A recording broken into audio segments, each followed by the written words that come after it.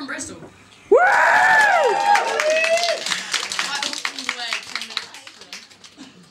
It's easy for her to be in. I'm going to do this one because someone asked me to do it earlier. Good afternoon, ladies and gentlemen, and thank you for coming to this press conference. Martin Smith was brutally murdered on February the 12th in Twerton.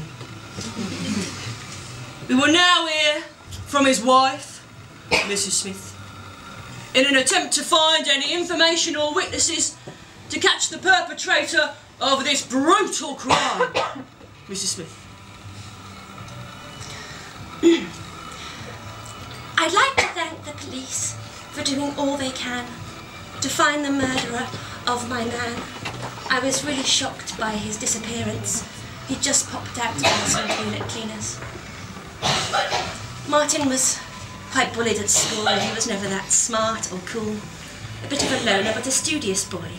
He got 5 C's at GCSE. He didn't pass because he got down in.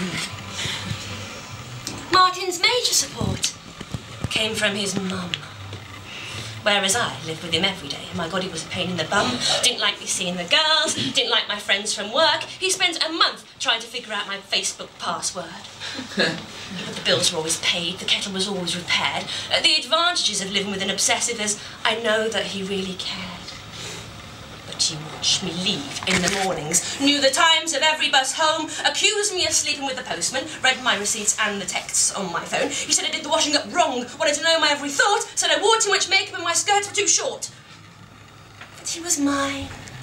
The man I chose to marry. That's the problem when you choose a partner at 19. You forget they're going to turn into a bald, fat prat. My God, you get bored with the same conversation, the same position every night, and that, my God, he was a wanker, a boring little man. He never made it to deputy head. All his colleagues hated him. He was crap at his job and disappointing in bed.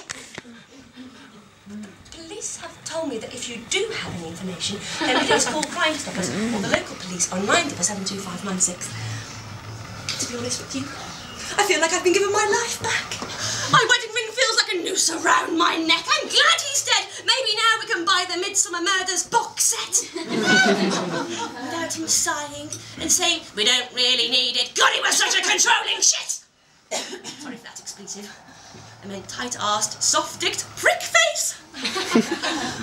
But don't worry about me.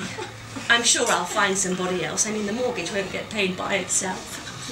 Or maybe I could let myself go. Party around a bit and reclaim my life. It is so good not to be somebody's wife.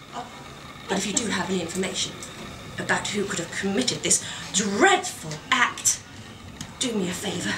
Buy him a pint and slap him on the back.